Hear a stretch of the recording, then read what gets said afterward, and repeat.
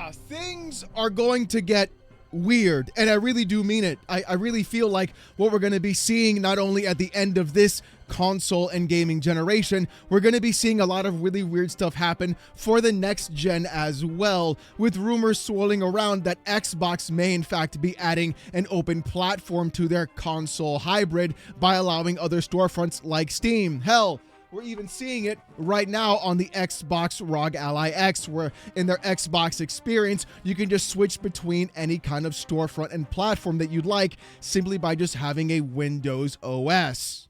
We're seeing RAM prices escalate to astronomical levels, and on top of that, we're seeing it almost become completely impossible to actually afford a budget PC, mostly due to the AI bubble not popping. Well, it hasn't popped yet, and I guarantee you at some point, it absolutely will, and when it does, the ramifications are going to be felt for years to come afterwards. We're also seeing companies like Nintendo become the greediest companies possible, charging more for video games than ever before, increasing the cost and price of their previous generation to make the newer generation seem more appealing and purchasable in the first place. And on top of that, not even putting out a good Metroid game either.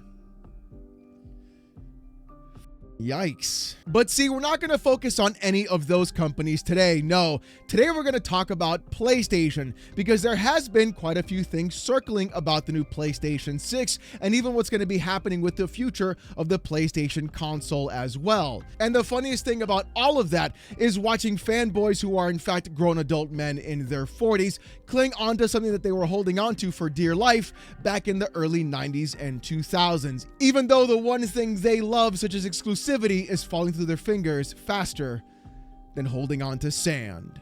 So what am I talking about? Well, it turns out that yesterday there was a really big update for Helldivers 2, and this really flies in the face of what people have been talking about for the past couple of weeks.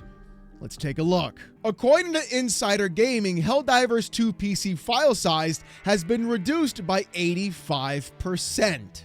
Already, if you are someone who games on PC, that is a massive file size reduction. Most games nowadays are coming around to anywhere near 100 plus gigabytes for each specific game, making a 512 gigabyte SSD basically irrelevant for only just a few games to play, usually about 4 to 5, maybe even 2 games if you're a Call of Duty player as well. But what we're seeing right now, though, is the fact that a game like Helldivers 2 had its file size reduced and becoming a much easier game to not only operate, but also much more efficient game to play, and you're never going to believe who helped them get there in the first place. Insider Gaming's article says this: Arrowhead Game Studios has revealed that Helldivers 2 file size has been reduced by 85%, and the new, quote, slim version can be tried in beta. The performance issues and installation size in Helldivers 2 have become a pain in Arrowhead's neck, and they have been hard at work trying to solve these problems. The developers commented in October on improving the game's file size, and now they have delivered the result, reducing the installation size by more than 3/4. The blog post on Steam states that the Helldivers 2 developers have made good progress on reducing the PC installation size while adding new content. Thanks to their partnership with Nixxes, the team has reached its goal sooner than expected, with all data being deduplicated. The file size reduction will also help improve load times, seconds at most. Did you hear that? Did you catch that? I caught who helped out Arrowhead Studios. That's right, the one and only porting studio, Nixxes. And if you don't understand why this is so incredibly important, well, let's put the pieces to play, shall we? You see, PlayStation went ahead and bought Nixxes as a porting studio just a few years back. And since then, they've basically just done pretty much amazing work throughout their entire time porting almost practically the entire catalog of PlayStation 4 exclusives and even PS5 games onto the PC.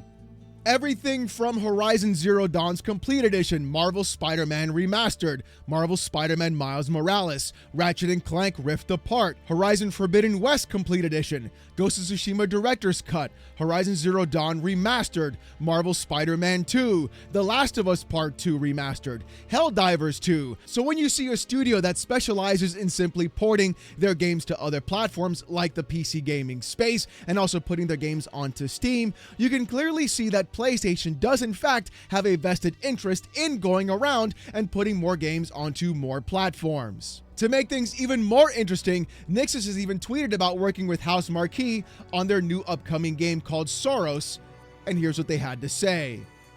Nixxes Software tweeted out, "We are excited to announce that art and game design teams at Nixxes are working closely with Housemarque's creative leadership on key elements of art and gameplay in Soros. It's an honor to work together with the incredible talents at Housemarque, and we cannot wait for y'all to experience Soros when it launches on PS5 next year." So we have a porting studio that's been in the industry for 20 plus years already. That same porting studio has also done previous PC ports of other third-party games as well. That porting studio also gets bought by PlayStation and Sony Interactive Entertainment to go ahead and port practically every single exclusive that PlayStation had onto the PC gaming platform and even onto Steam as well. Then we find out that same porting studio also worked with the previous studios for Arrowhead to reduce the file size of the game by 85%, and they're also working with Housemarque on PlayStation's new upcoming game for Soros, which is coming out next year. Methinks day and date for video games of PlayStation are getting closer to PC than ever actually before. And I'm not the only one that thinks this either. Detective Seeds on Twitter back in August said this: PlayStation to PC ports will begin coming faster going forward. 6 months is the new aim, and PC is a targeted platform to port to.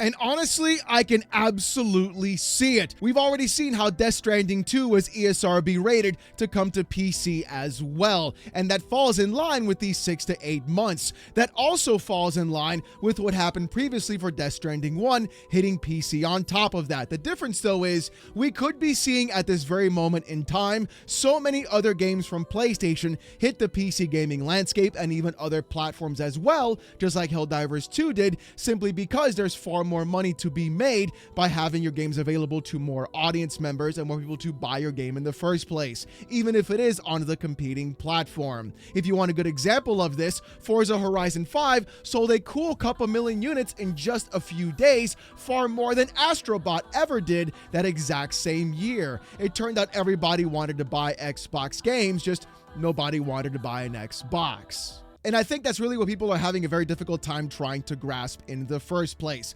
People have talked about, why are exclusives such a problem for you, Alex? Well, the thing is, they're used as unique value propositions, or UVPs. They're trying to provide some sort of unique value to you as a customer and consumer, when in reality, there is no value there in the first place. All they're doing instead is trying to coerce you and convince you to spend $550 to $750 on a plastic box to then stay in their ecosystem, and they'll drip feed you those exclusives every year or so. Well, basically just one tentpole title a year, which is all you're going to be actually getting. And then after that, 6 to 8 months later, it hits PC. So my question to everybody else is, what actual value is there on a timed exclusive game when in reality, you can play it on just any other platform on top of it? It's almost like what PlayStation has to do now is compete with actual hardware and services rather than trying to lock content behind a plastic box. And that's why I've been laughing about this the entire time. You see, about a week or so back, we had this fun little article being spread around the internet, even though people didn't realize that PlayStation made $1.2 billion selling their games on PC in over 5 years. Watch this. Hunter on Twitter said this: Xbox Insider says PlayStation is probably pulling back from PC. Live service titles reportedly will launch on PC, but games like Ghost of Yotei may never come. With, quote, take it as a grain of salt. His track record isn't exactly ironclad, says The Gamer. What Next Gen Player and The Gamer are talking about on Twitter are basically the fact that Jez Corden made an offhanded comment how he heard a rumor that PlayStation will be pulling back from putting games onto PC. And my argument is more than likely, no, I don't think that's going to happen at all. I think they're going to be ramping up putting games onto PC and multiple platforms. And when I say multiple platforms, I also mean the Xbox and Nintendo Switch too. You see, we've already seen PlayStation publish games onto the Nintendo Switch. Horizon Lego is a perfect example. And there even have been some other ones as well, like Hot Shots Golf. The thing is, though, those are smaller titles for right now, basically a test bed, just 4 games, if you will, not being taken as a signal, right? But the funniest thing is watching people who just laud PlayStation and their exclusivity walk around saying how this is definitely going to happen, even though we saw PlayStation make well over $1 billion in just 5 years by simply putting some of their older titles onto the PC platform. Imagine what would happen if they went day and date instead. And I think that's the really ironic thing of all of this. The gaming market itself has basically slowed down. When you're looking at the actual cost of components like RAM for PC gaming and also CPUs and GPUs that are going to be increasing in price soon as well, when you're seeing consistent price increases of consoles, game services, and everything else across the board, gaming itself is getting far too expensive. And game companies will do one of 2 things: either squeeze out the customer and consumer, or try to reach new markets with other customers and consumers that weren't part of your ecosystem in the first place. And like I said before, I think PlayStation, especially Xbox, and maybe even Nintendo will in fact be doing both. What you could be seeing instead isn't just the fact that people haven't moved over from the PS4 to PS5 yet. You're also going to be seeing a longer lead up time between PlayStation 5 and PlayStation 6. And even then, between Xbox Series X and the new Xbox Magnus that's going to be coming out as well. Most notably because of a couple of things specifically. Number 1, we don't know what the price is in fact going to be. And number 2, what is actually going to be occurring between these mid-generation console refreshes like we see with the PS5 Pro, and what's going to be the lead between time of that actual turnaround when people go from PS5 to PS6 or to the next generation of consoles. We've already seen that happen before between PS4 and PS5, and you're damn sure going to be seeing it happen again between PS5 and PS6. The thing is, the next generation of consoles has to provide something new and different that is going to be better than just exclusives or my time exclusives that people have been trying to parade around as if it's some sort of unique value. And I feel like this is in fact where Xbox may be doing the right thing that's best for them to differentiate themselves from their competitor. I've talked about the ROG Ally X and how it's basically just Windows but in a Xbox format with the full screen experience. And it's not bad, but I personally prefer my Steam Deck still, and I still use my Steam Deck more than I do this. The thing is though, if Xbox does it right and they provide a proper full screen experience and their hybrid console PC does come out at a affordable price, not the $1,200 it's rumored to be, because we don't even know what that's going to be just yet, we could be seeing a real differentiating key factor between most consoles and what they actually provide the user right now. Even though consoles right now are just trimmed down PCs with x86 architecture, basically all made by AMD, and also basically almost use the exact same parts with some just slight differentiators in between them. So it was really interesting to see across my feed the other day when this rumor of PlayStation 6 getting access to Steam came up, even though I'm very skeptical about the source. Hip Hop Gamer on Twitter said this: Steam is coming to PlayStation 6, confirmed. GTA 6 PC port RTX 5080 card runs it great. Full video must see.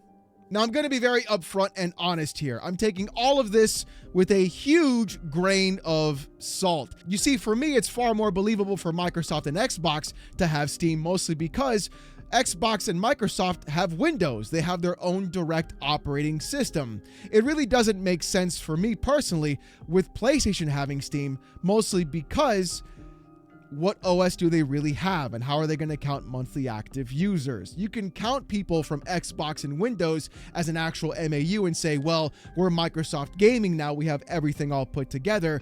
We're going to be doing that, and that makes a lot more sense there. It really wouldn't make sense, in my opinion, with PlayStation allowing Steam onto that closed ecosystem, mostly because Sony and PlayStation don't have an actual operating system unless they use Steam OS. And I think this could be the big difference in what's actually happening with Steam, and what I think maybe Hip Hop Gamer might have gotten confused on. Track with me here for a second, will you? You see, back in the day on the PlayStation 3, you were actually able to load Linux onto that actual console. Sony had this thing called Other OS that was a massive feature that a lot of people in fact used just to have Linux be available to have a different OS and play their games on. Now, this basically worked with a lot of the fat models of the PS3, but the thing is, later on down the line, PlayStation removed that ability to do that, mostly because of vulnerability concerns. Now, this is just me spitballing things around here, but if we even go by Hip Hop Gamer's idea, what we could be seeing instead is not the Steam storefront being applicable onto the PlayStation 6, but my guess would be, if that's even a true thing, is that PlayStation may in fact be looking at different operating systems in order to apply it and add it to their own next generation console. And of course, this being a massive reach as well would be the fact that their history is already there with Linux during the PlayStation 3 era. It'd be very easy for them to say we could try this again with SteamOS, or even Bazzite, or some offshoot of Linux as well, making it easier for developers to port between different types of hardware, since basically the rumor going around is you're going to be seeing PlayStation 6 with a handheld version as well, not only with its console version, and that's really eerily similar to what we're seeing right now with the Steam Deck and even the Steam Machine as well. And also the fact that you're seeing some massive performance gains with using Proton and Linux instead of actually going directly with Windows or even some other bespoke operating system. Which, if this even does happen, could be some really weird, fun way of actually backdooring Steam onto a PlayStation 6 if this was actually the case and they did use some sort of like Linux OS in the first place. Personally, though, I honestly have no idea what's in fact going to happen. It was just a fun little thought experiment about the entire thing. But the thing is this, I really feel like PlayStation 6 should have access to the Steam store, not just Microsoft and Xbox, which is rumored on their next console, hybrid, PC, whatever you want to call it as well. I think giving access to more games to more players and so many other new games on different platforms of people that never had a PC in the first place to play all the games that they couldn't touch. Things like Are We There Yet? Or Repo, or even all the other really great indie games you basically just find on Steam and on PC. Going around and having more players have more access to video games, in my opinion, is always going to be a good thing, regardless of whatever kind of box you're playing on. The thing is, though, what do I think about Hip Hop Gamer's statement? Honestly, I'm not entirely sure. I'd like Steam to be on PlayStation 6. I'd like it to be on the Xbox Magnus. I'd also like it to be on the Nintendo Switch 2 as well. That way, more people can play more games. The thing is, though, do I think PlayStation would actually pull the trigger and do something like that? Honestly, I have no idea. It'd be cool to see them do it and maybe even go back to their roots like in the PS3, like I said before, with Other OS, or even using SteamOS or Bazzite for their main operating system for their console, but I think it's going to open up too many vulnerabilities for PlayStation to even be okay with something like that in the first place. What I do see them instead, though, is focusing more on creating a PC storefront. I was playing Stellar Blade recently on stream, and we actually noticed I was getting PlayStation Trophy achievements while playing the game and also getting Steam achievements as well. There could be a better way of integrating the actual PlayStation ecosystem into Steam, just like Xbox does right now, or even at that case, having PlayStation provide their own storefront, which could also lead more to day and date games as well onto PC, increasing their $1.2 billion to quite a bit more. However, though, if they do make that actual PC storefront, I don't see them removing those games from Steam and trying to sell them on their own launcher like Epic Games, seeing as how most PC gamers will say if it's not on Steam, it doesn't exist. And a lot of people do that. Tim Sweeney learned that the hard way, and he's still trying. Poor guy. And when push comes to shove, PlayStation seems to bend the knee for PC gamers, especially when they remove the actual sign-in restriction of PSN for Helldivers 2. But what this tells me is one thing very simply. We're going to be for an insane wild ride in the video game space for the next 5 to 10 years. Mostly because if components keep raising in price, if the AI bubble doesn't even pop, we're all going to be cloud gamers, or even then just completely screwed by owning nothing and being forever unhappy. At the same time, though, we could be seeing so many storefronts and changes happen in the PC gaming landscape and even in the console gaming landscape as well, as every other platform basically just gets every other storefront. And what companies have to now start fighting for is going to be you as a consumer and customer with better hardware and in fact better services, which could be a good thing, or they could just raise the prices inconsequentially, and then that way you're basically stuck just only using the cloud service in the first place. Then they'll trap you because you're only using the service, and that's where the games are, and that's how they're going to keep you locked into that service in the first place and ecosystem. It could go either way, honestly. Who knows? It's probably going to be the worst way, actually, now that I think about it. It's not good. But you know what? Who actually knows? But I'll be here to cover the entire thing when it goes down. Either way, though, I want to hear what you guys have to say about this in the comments section down below. Do you think PlayStation will have Steam onto the PS6? Do you think at some point maybe they'll even try to be using SteamOS or Bazzite for the PS6 OS? Or are they going to be putting their games onto PC day and date? It'll be interesting to see and find out what happens in the future as well. But I want to hear what you guys have to say. And if you want to see more of this kind of content, more of my hot takes in the gaming industry, more PC port reviews, gaming news, Steam Deck videos, fanboy content, and even live streams every Saturday night, 8:45 p.m. Eastern, subscribe to the channel. We're on our way to 98K. And I just want to say thank you guys so very much for that. If you want Discord access, though, or emotes during live streams, become a YouTube member. It's as low as $1. If you don't want to spend the buck, don't sweat it. Just come on down Saturday nights, 8:45 p.m. Eastern, live while I wear a banana suit and get insulted by 800 people, live Saturday nights, 8:45 p.m. Eastern, right here on this channel. With all that being said, though, thank you guys so much for watching. Hope you have a great one, and I'll see you gooners next time. Peace!